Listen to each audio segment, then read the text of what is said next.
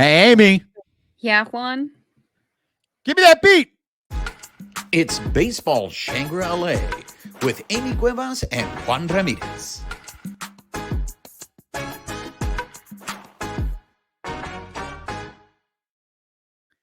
What's up, party people? And welcome to another episode of Baseball Shangri-La. She is Amy Cuevas, and I am Juan Ramirez. Let's get some business out of the way. I want to remind everyone, if you want to help us grow the show, get people to find out about Baseball Shangri-La, here's a couple of ways you can do it. If you're listening to us on the audio portion of the podcast, make sure you're subscribed to the podcast, rate us, write us a review. That's the way people can find out about us. If you're watching us on YouTube, make sure you're subscribed to the YouTube channel, hit the like button, leave us a comment, engage with us. Let everyone else know that you're watching Baseball Shangri-La. Why do you guys enjoy watching Baseball Shangri-La? And last thing, make sure you're following us on social media. You can follow us on X at BB Shangri-La, on Instagram, Threads, and Twitch at Baseball Shangri-La. Amy, how are you? I'm good. How are you? Fantastic. Long time no talk. Hi, Amy. Oh my god, it feels like ages. Jeez, what are we going to talk about today? Look at us. Look at us. We're doing a second day in a row. Again, we had mentioned this earlier. We're going to be trying to commit to dropping content every day this week. So keep your fingers crossed. Hopefully we can go ahead and pull through with this.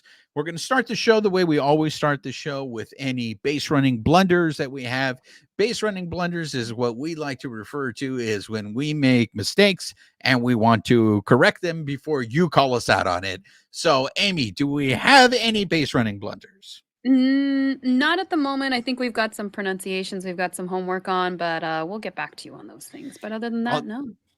That is true. We're still researching. We don't have a final verdict on Andre Lipschitz, the new Juan, his name is not Lipschitz. We still don't we don't have a correct pronunciation. That is the player that the Dodgers recently acquired from the Tigers of Detroit. But as soon as we get confirmation of what the proper pronunciation is of this player, we will let you know. I love that the majority of our base running blunders are the pronunciations of names. Well, we've got DePaula too. So what is it? Josue? Were we saying? I believe it's Josue. I know on television they are pronouncing it Josu, but I don't believe it's Portuguese, but I could be wrong. So let's go ahead and see if we can get a correct pronunciation on that. We got you. Okay. We'll get that next time. So we're going to go to the update desk, and this is where we go ahead and update stories that we covered in the past. And this has been a story that has been ongoing in this Major League spring training, and that is we've done multiple updates on this story. This story just doesn't seem to be going away. Just when I thought that there was a solution to this, it seems like the owner of Fanatics, Michael Rubin, what did you say, Amy? He doubled down? Yes, he did. he doubled down. So he's unhappy that Fanatics is taking undue heat from fans and players. He said he's getting individually from players and from the MLB Players Association. They're essentially, and I like how he worded this, criticizing Nike designed uniforms. It's like he wanted to make sure that everybody knew that Nike designed them while he's making this plea against his company. And the quote that he basically said was, "We've purely been doing exactly as we're told. We've been told we've done everything exactly right, and we're getting the shit kicked out of ourselves every day right now. That's not fun. Normally when I get beat up, it's because I actually did something wrong." So he's saying, lesson learned, get more player approval. There's a couple things he said here, but one, I want to get your take before I jump in with some of my opinions on this. No, I mean, you're absolutely right. Not only did he double down, but he doubled down in that same statement, because later on the direct quote is, "Time will tell, but I believe Nike will be proved right." Okay. Then he goes on to say, "The biggest thing I probably learned," and you had referenced this, "the biggest thing I have probably learned is if we were involved in something, we need to make sure that everybody better be on board. They got certain players on board, not all players on board. So it seems to me, the way I'm reading this, Amy, and you tell me if I'm wrong, he's basically saying if we should have had more players backing us up. There is no comment from him supporting that this is actually like, look, we've seen the pictures. So, like, what are you saying, bro? Are you saying that what we're seeing is fake? That's not real?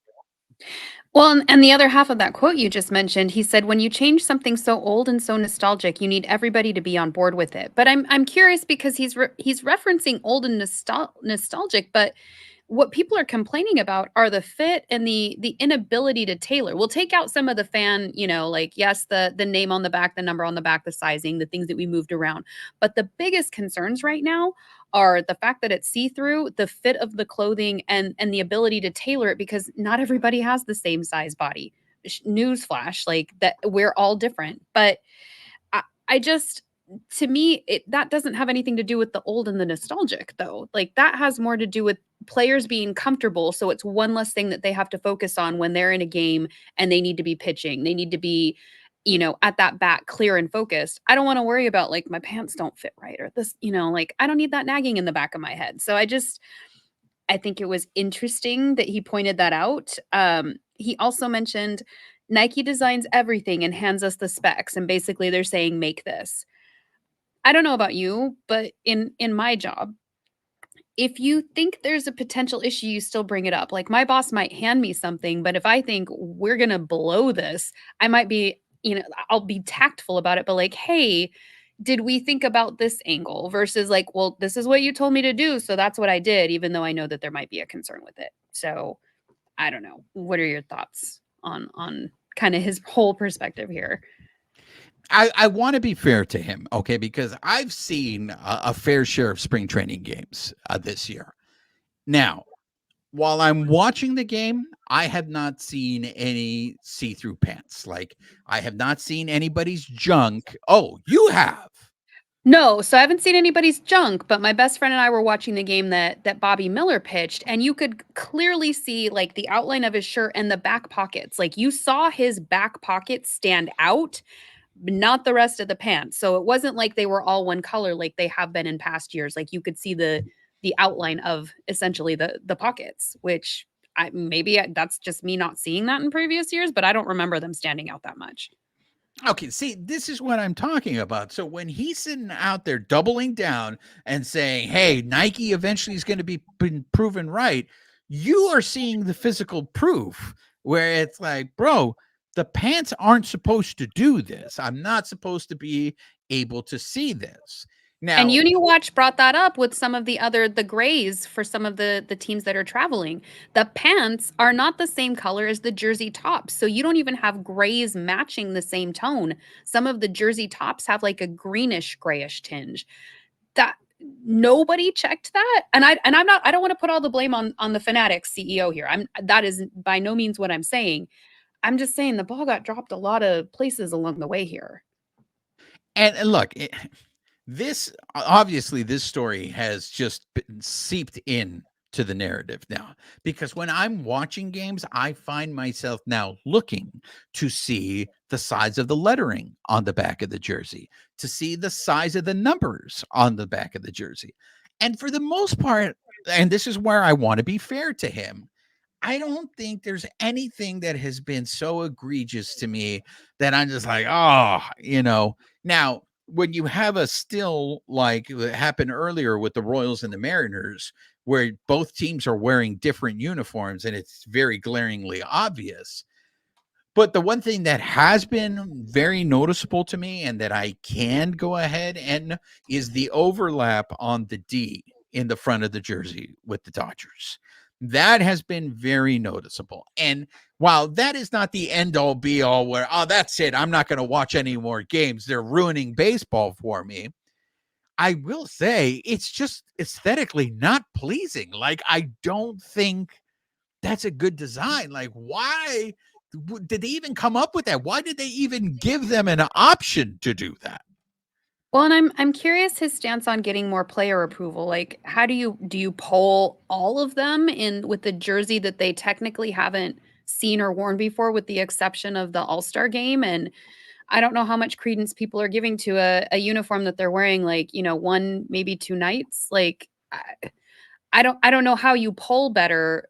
And like I said, I don't want to put this all on Fanatics, but like, where is the quality control? The grays don't match. The pants are a little bit more see-through, maybe not junk glaring see-through, but there's a noticeable difference. Again, let's take the size of the numbers and the size of the name off the back, but just the fit itself.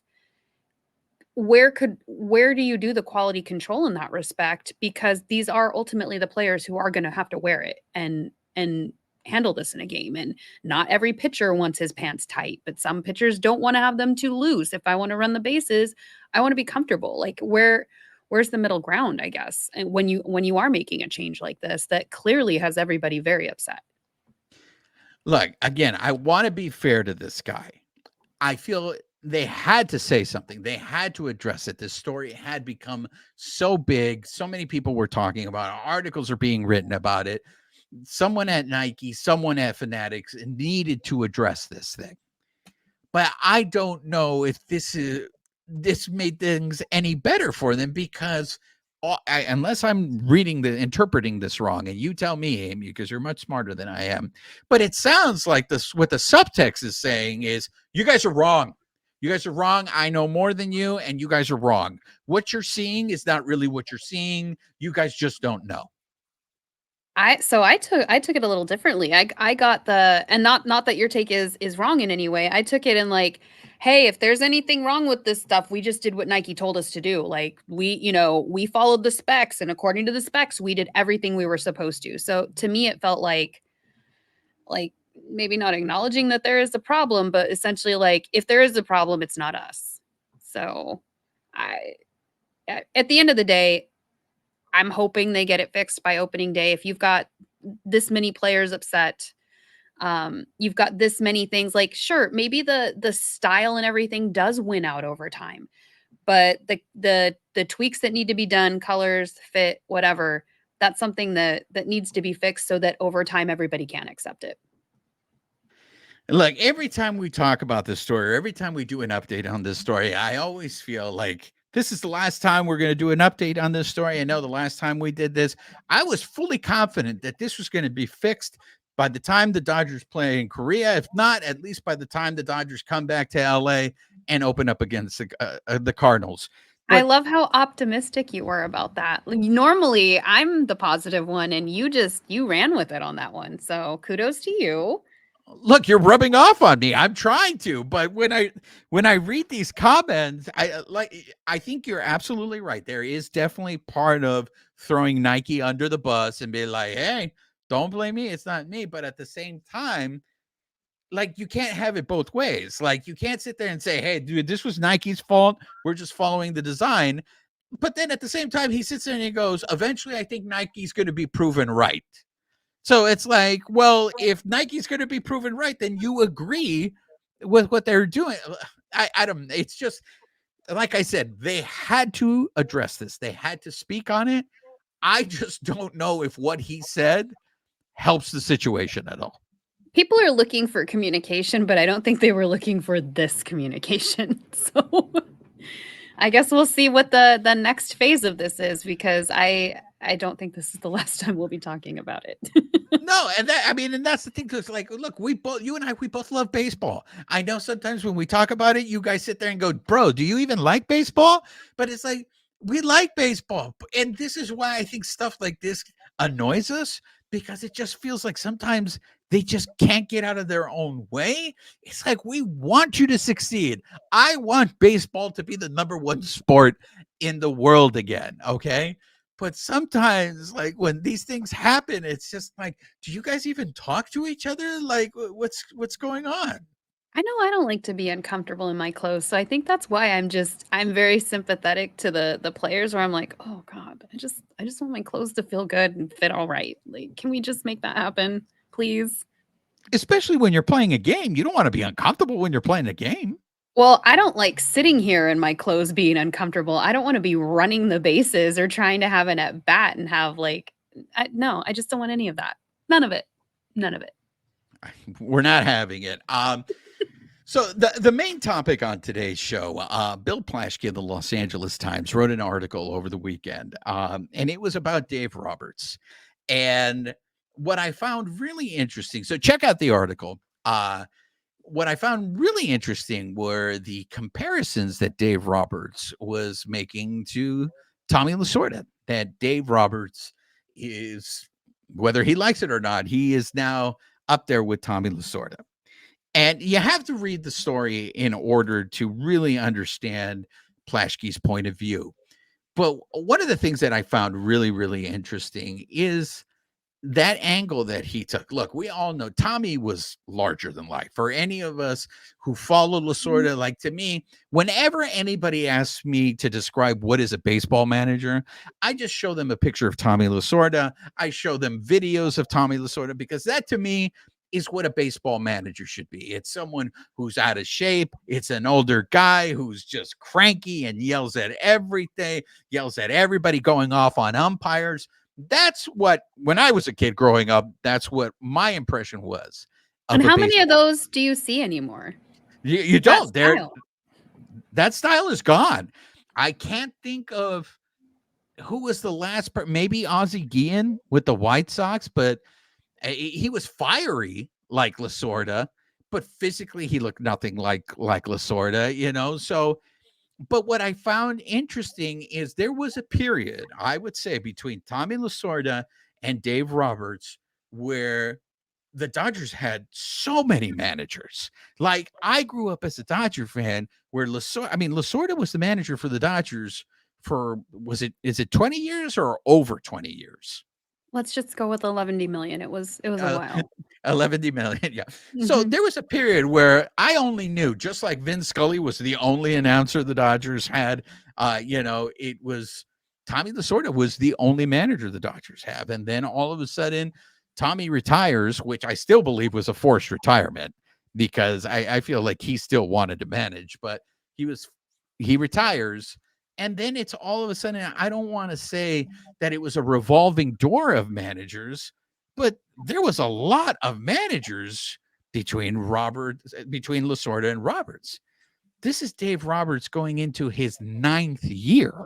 So this article that Plaschke writes, in the sense, that comparison I do feel, because now there's going to be a group of Dodger fans where all they know is that Dave Roberts has been their manager. What was your take from that article? So I feel like there were certain things that were brought up as far as like Doc being the fall guy if they don't win the World Series, like based on the 1.2 billion offseason that we've had. Basically saying that, Friedman's guaranteed in Ohtani's contract, and so somebody needs to be the fall guy, and it's going to be Dave, and he's got 1 year left on his contract, and if he doesn't win, he's out. I mean, I thought it was a good article, but it's the same thing I come to anytime we talk about Dave Roberts. Like, if not him, then who? Like, we've won a lot under him, and he also does what the front office wants. So it's kind of a joint effort there. So to make him the scapegoat, I think, is not fair. I think baseball is unpredictable. There are injuries, there are incidents. You've also got just the good things that he brings, his positive attitude. Just the players love him. So when there were certain aspects of this article just not slamming him, but basically just saying he will be the fall guy, it bummed me out. A couple of the quotes from Dave were essentially, he would love to stay there forever. I played for this organization. I care for this organization. I love the players. I've invested a lot of time and care into the players. I can't predict the future, but for me to wear one uniform as a manager, that would be a dream. I think there are a lot of factors that he has no control over that we attribute to him. And if players or the front office is unhappy, I think we'd know. But everybody seems to love him except for, a contingent of the fan base. I don't know. What are your thoughts on the article? There are times, and I feel like Dave Roberts has always done this since he's been a Dodger manager, is he picks and chooses his candor. I feel there are times where he is very, very, like, he's telling us, he's just being bluntly honest with it. And I appreciate that. So I do appreciate the fact when he comes out there and he admits, he knows, look, I understand the expectation is for me and this team to win the World Series. There's nothing else. It's win the World Series. And if we don't win the World Series, I have failed at my job. And I appreciate him for saying the quiet part out loud. Everybody knows this. And you have brought this up before, Amy. Friedman has job protection because in Ohtani's contract, it says if Friedman goes, I can opt out. If Walter sells the team, I can opt out, right? But that There's doesn't mean that they're free from anything. They can get fired and then you just lose Ohtani. But at that point, if they're out of the picture, does that really matter at this point? So to say that they're protected, yes, contractually they are based on Ohtani, but they can still be on the chopping block at any point, and then Ohtani just opts out. So I feel like it is protection, but it's not. But Roberts doesn't have that protection, though. True. There is nothing in the contract says if you let go of Dave Roberts, then I'm gone. So because of that, and I feel like this is what Plaschke's story does get right, is everything is pointing at Roberts, whether it's right or wrong. Everything is pointing at Roberts being the scapegoat if they don't win the World Series. And one of the things that I do like about this story in terms of comparisons to Tommy Lasorda, one of the major criticisms that Dave Roberts has received, especially in the postseason, is the way he has managed the bullpen. And Tommy Lasorda was also criticized heavily for the way he handled pitchers and the way he handled pitching staffs. Look, one of the most traumatic moments of my life is the 1985 NLCS. You know, Tom Niedenfuer was out there, pitching his heart out. Should he have pitched to Jack Clark? And I will never forget this memory. Tommy Lasorda was on radio, and it had been a good, I don't want to, maybe 15 years after that had happened. No, it was over 20 years because he was no longer managing. He wasn't managing the team, and he was in studio. And some fan calls in and goes, Tommy, I love you, man. And then he goes, but why did you pitch to Jack Clark? And Tommy Lasorda lost his shit. He was still defending the decision to pitch to Jack Clark. So I like that comparison that he made there. But again, in the end, the way this team was built, unfortunately, like whether it's fair or not, the expectation is you have to win. And if you don't win, you're the problem. I know you're shaking your head. At the same time, you're right. He may have his flaws. He may have some issues. And, everybody always says, well, he's just following what the front office is telling him to do. He's following the script. I do want to make sure that I give him credit for this because I don't know any other manager in Major League Baseball that does this as well. But you had mentioned the off the field stuff, and just going with what he's had to deal with in the last few years with this team and be able to hold this team together and had this team had the regular season success. He was the manager that had to deal with the Trevor Bauer stuff. He was the manager that had to deal with the Julio Urias stuff. He is the manager that had to deal with whether I know this is probably one of the most, I don't know if this is a fair statement to say, undercovered the drama with the LGBTQ night last year with the Sisters of Perpetual Indulgence.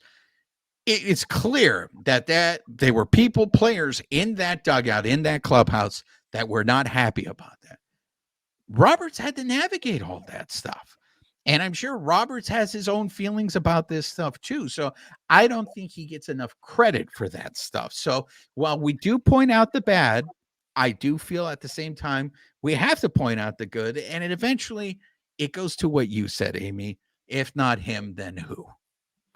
And I know I said this earlier, but I really do appreciate his positive attitude and what he brings. You've been down there with me in the dugout whether it's the candor that we get or just kind of the joking around, he's usually got a smile on his face. Even when we were at the Mookie Betts his second annual bowling event, like Dave Roberts is going down the red carpet and he's just grinning and answering questions. Like he just seems like an all-around good guy. There's a clip going around on social media right now of him breakdancing in front of Yeah. Mookie Betts. Like I just like I don't know.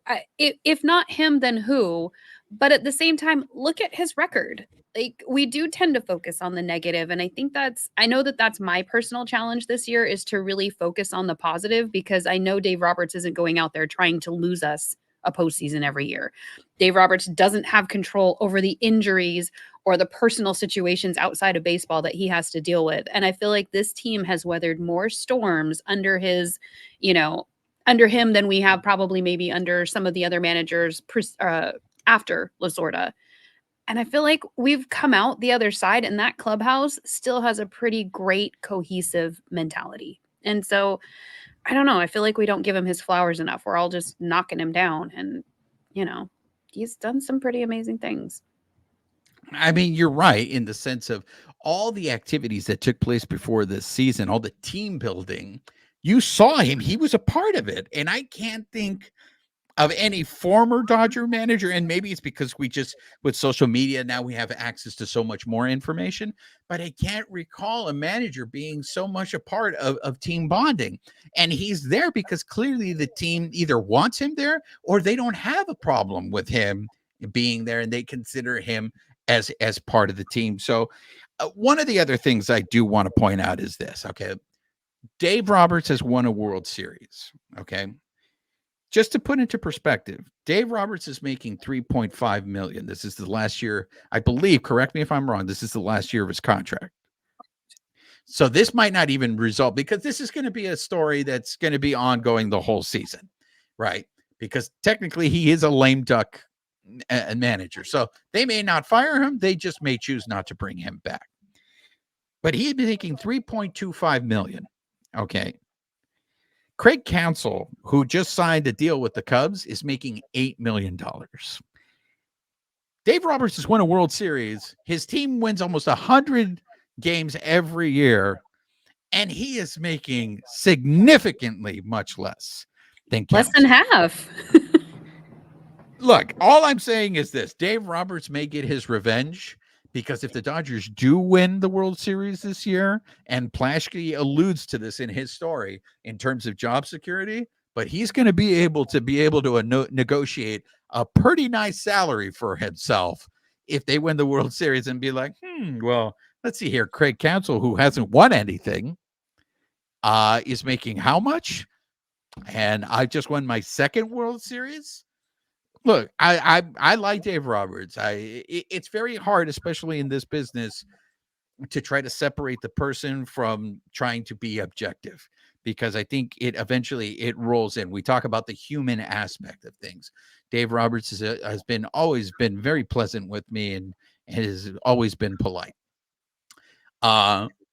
So you secretly root for him, but at the same time, again, if they don't win the World Series, it's like you're not going to get rid of Friedman, and it's not like you can completely rebuild the team.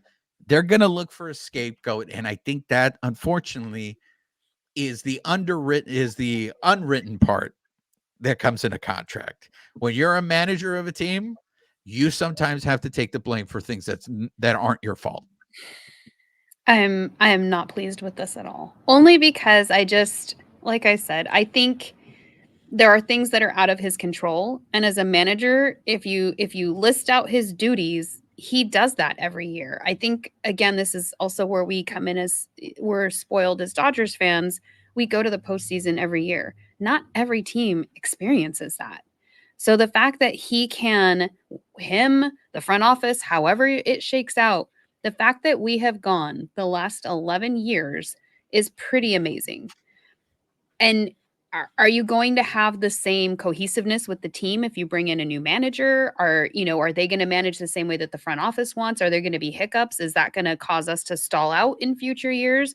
Where really some of the stuff that hurts us, he didn't have control over the injuries last year. Yes, he does make pitching calls. He does call to the bullpen.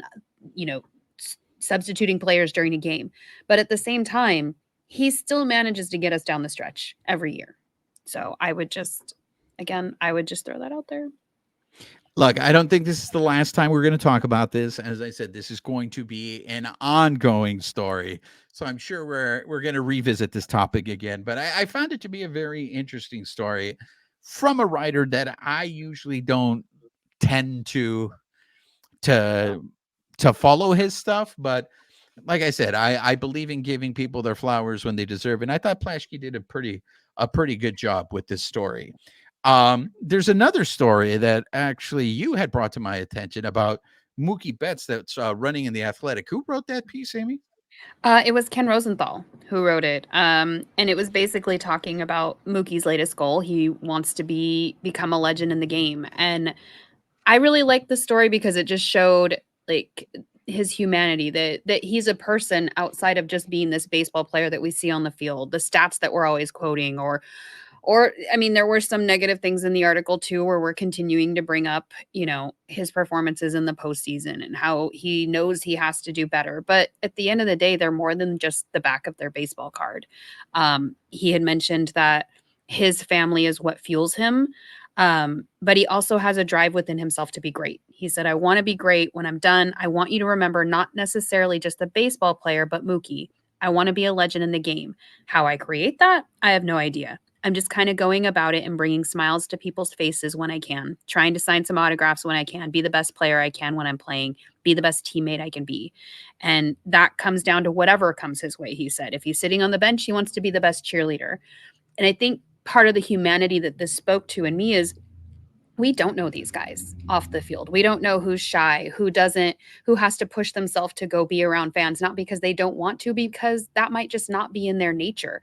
Every single one of these guys started out playing baseball. They wanted to play the game, but there is a facet that has to deal with media, that has to deal with fans. And I liked how he basically is just trying to embrace who he is. And he said his friends gave him advice to just go and humanize himself. And I don't know. I really liked that angle. I do love the fact that this is a guy who has won the World Series twice. And is he won one MVP or two MVPs? Ooh. Maybe two. Fact check me on that. But here's my point. Like, this man has already accomplished a lot in Major League Baseball, but somehow, and correct me if I'm wrong here, there seems to be this narrative that he has underachieved. Like that he is not worthy of, there are certain people that believe that he is the second best baseball player in Major League Baseball right now.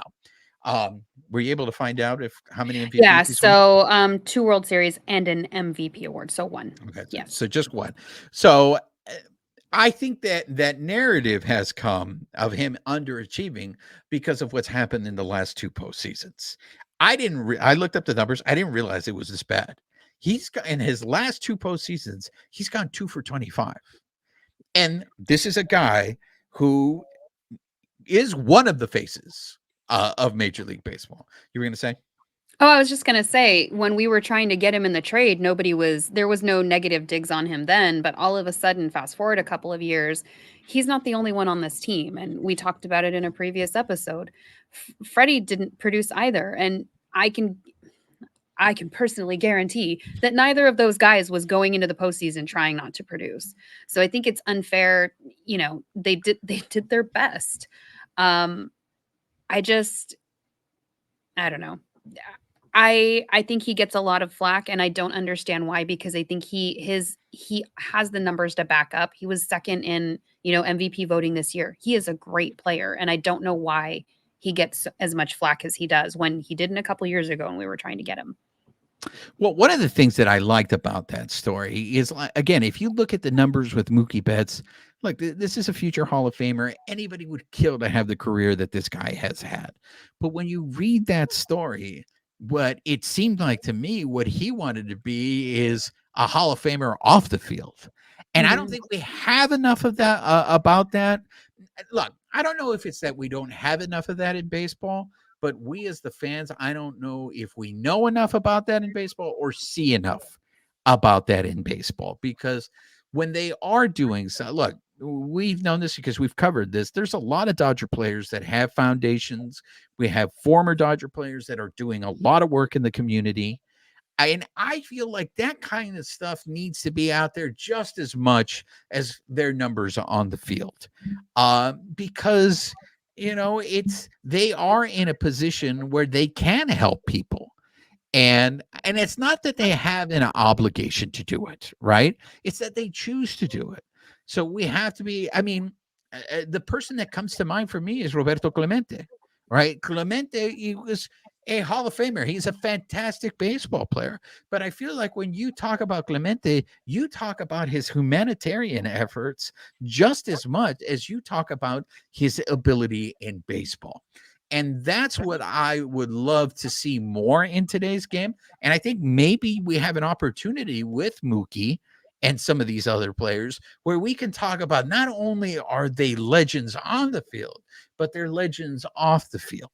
And that's what I like about this story, is that it lends itself to, I think Mookie's just trying to be a better person and overcome this shyness, because you're right. How many times, oh, this guy won't talk to me, he won't sign an autograph, and we automatically assume that they're an asshole, but we don't take into account that maybe this guy gets uncomfortable around crowds. I mean, look, people call me a social assassin because I don't want to commiserate with people, because sometimes it's just too much. It's overstimulation. Yeah. Well, look at some of the times I think we were on the field and you're like, "Hey, let's go talk to the other dugout." And I'm just like, "Oh, I don't know about that." And like my introversion and my anxiety get to me and you're like, "Come on, let's just go." And I follow you and it's fine. But like we don't know if that impacts the players themselves. And I also liked that especially on the field, we discourage individualism. And they mentioned that in the article. You play for the name on the front, not the name on the back. But if he's off the field trying to make a legend of himself, not only is he inspiring kids to grow up and do that and broaden the sport of baseball, but he's bringing again that humanity to the game, that which I think we've been missing a lot of. It can be very sterile. We are looking at stats, and I think we're going to talk about something in a second where kind of portrays that even more. But just the fact that he's going to embrace whoever he is, and that's what he's going to bring. And even if he's uncomfortable, he's still going to push himself to go talk to that player. If that fan out there is shy, he's going to go up and make that fan feel comfortable. And I think that's admirable, because that's what we're missing a lot, I feel, in society today, is that connection. And if he can broach that or within the sport of baseball, I think we're just that much better for having him not only in our team, but within the MLB. Before you bring up what you want to transition to, I just want to say this in terms of what you referenced, that story about when I made you go into the visiting team's dugout at Dodger Stadium. This is part of the reason why I love hanging out with you at the stadium, because you make me feel like I am the bravest person in the world, and I'm like this warrior, because I'm willing to do something that you're like, no, no, no, we're going to get in trouble. So this is what happened. And I learned this from another reporter. Okay. So usually when Amy and I are covering games, we just stay in the Dodgers dugout or on the field on the Dodgers side. And in this particular game, they were playing the Padres. They were playing the show pods, and I wanted to see Remember. I could never forget it because of how you were freaking out. They're like, "Oh, we're gonna get in trouble! Don't! Why are you doing that?" Like you kept your distance as you were following me, so you could very easily say, "I don't know him. I don't know him." Right? But so we walk over and we stayed on the dirt, and we went in there, and of course we didn't get to Soto, but was that the time, or maybe this was a separate time, where I ended up talking to Tony Gwynn Jr.? That was the time. Yeah. Okay, that was the time. So we went into the visitors dugout, and we were talking to Tony Gwynn Jr. But I love that, because if I was by myself, there's probably a chance that I still end up doing that. But I think it was your reaction that even pushed me further to be like, no, we are doing this, because who knows, maybe something good will come out of it. But again, this is why I love hanging out with you, because you allow me to live out these fantasies of me being a superhero, where I'm just like, I'm just much braver than what I really would be in life. It's repaying the favor from when I showed you the ropes in the press box. That's right. You were the only person that was nice to me. The only one, you held my hand and make sure I didn't get lost on my first day. But there was, you wanted to bring something up about another player. So I know everybody's going to groan, but it is about Kiké, but not for the reason that you think. So I just kind of going with the Mookie story. These guys aren't just stats. So the Athletic, Fabian Ardaya just ran a Dodgers details article in the Athletic, and part of that was talking about Kiké and the surgeries that he just went through because he had that double hernia that we just recently found out he's been dealing with the last 2 years. So again, going back to not just stats on a baseball card, these are the things that I don't think we necessarily think about. We'll look at a player, oh, his production's down. Oh, he's not that great. Oh, this is going to impact his free agency. But I don't think that we always ask the question why, or it's also not communicated with us at the time. Maybe it's not information that we need to know at that point. But I think these things actually lend more to the storytelling in baseball. And so what Kiké had said in that article was essentially that in Boston at the end of 2021, he initially had tightness in his hip. He was playing through that treatment. And then the next spring, the issue persisted. So he had discomfort while he was running, basically playing. They did blood tests. They came back clean. He had an MRI. They said it was his psoas muscle.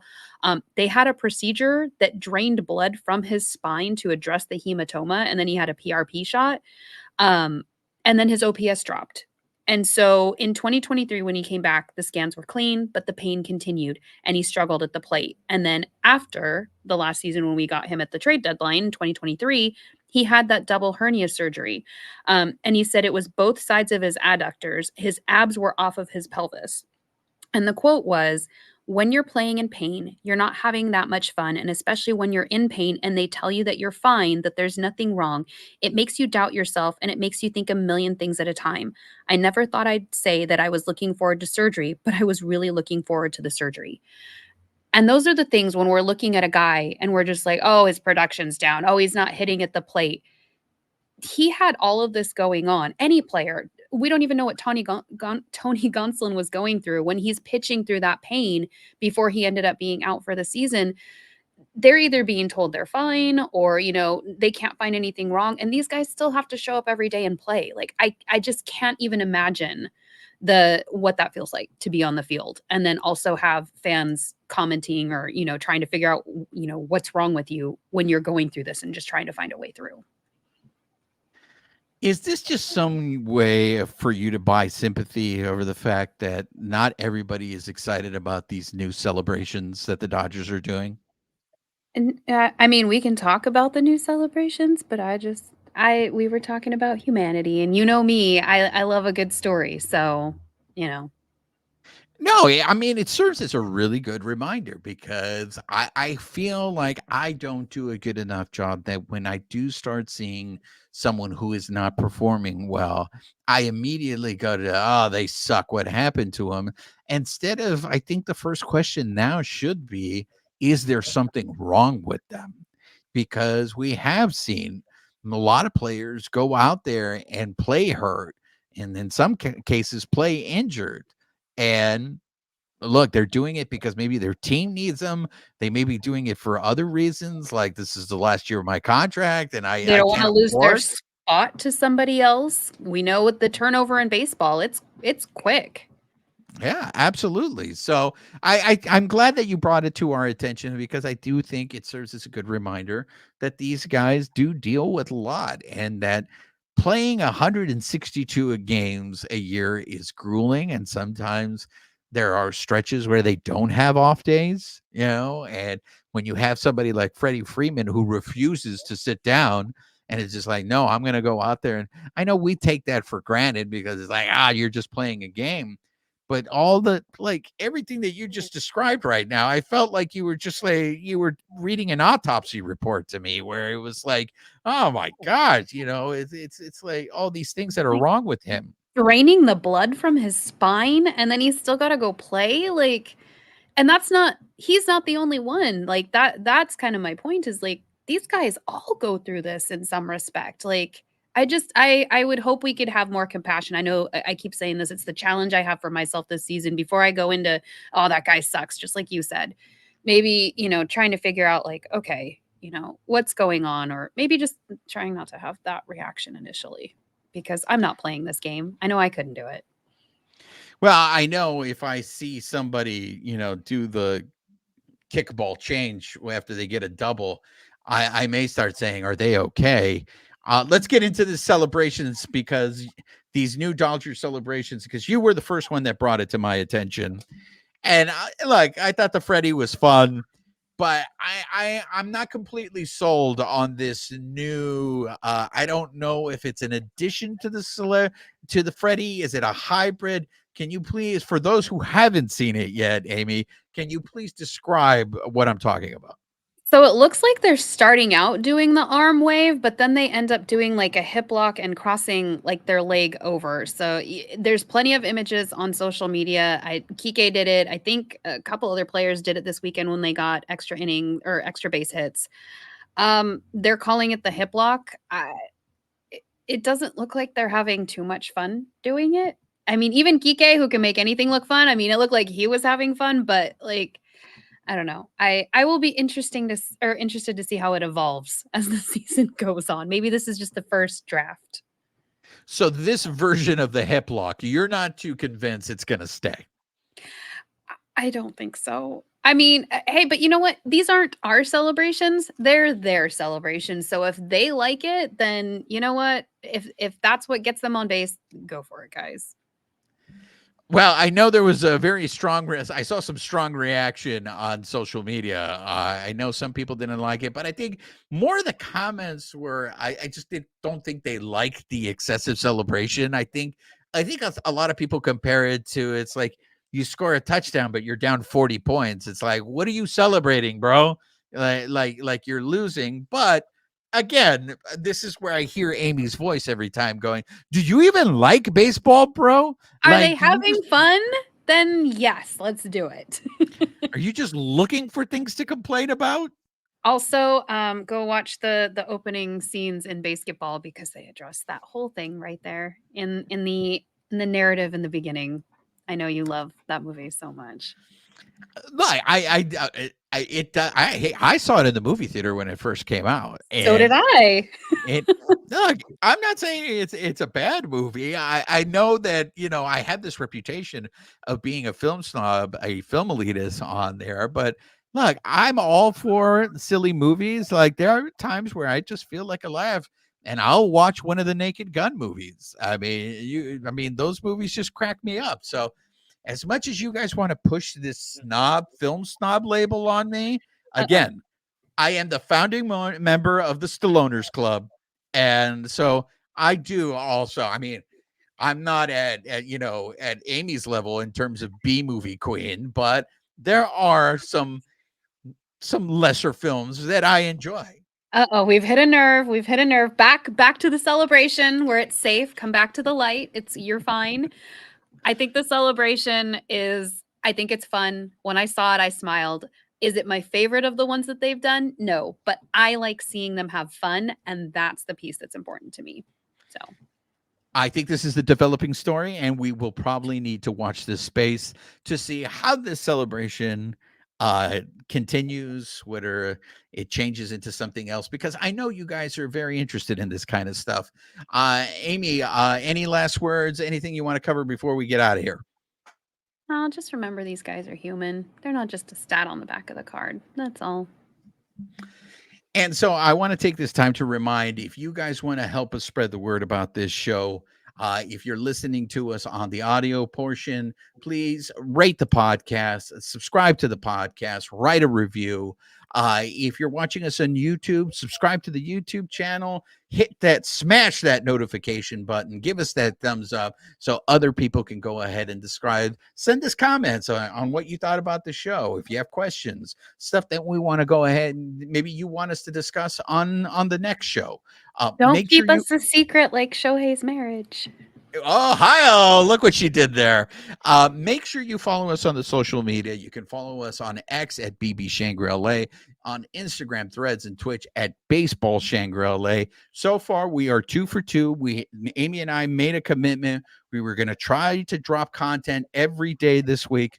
So far we're doing pretty well. But because we still haven't figured out our schedule yet, there's a little randomness. So that's why it's very important that you follow us on social media so you know when we're dropping content. So that's going to do it for this episode of Baseball Shangri-La. She is Amy Cuevas, and I am Juan Ramirez. Amy, say goodbye to the people. Goodbye, people.